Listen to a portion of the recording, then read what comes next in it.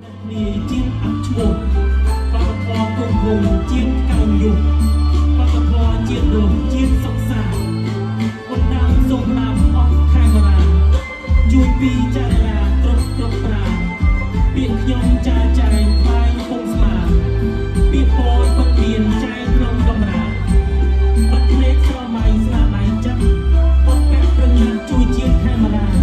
ประกาศสกิมสกายไทยออกจากราชนาพระนันบัดสลายจิ้มกองใจต่อเตยจังหวะเราแค่นั่งหาวใจกองเครียดจิ้มจังวิสนาโปรในเจียดเจียดดวงโปรแนจำกาปี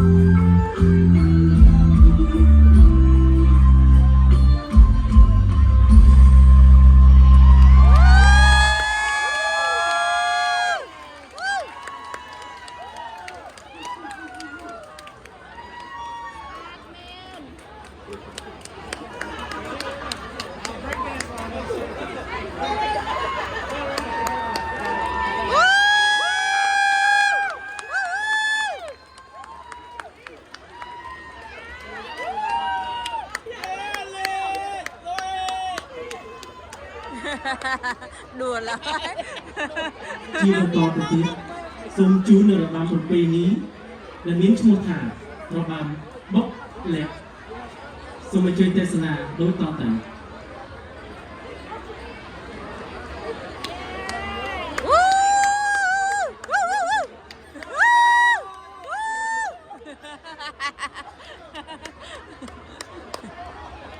ai cái chật mấy I see I think it's too close cái ai bật chật I know I think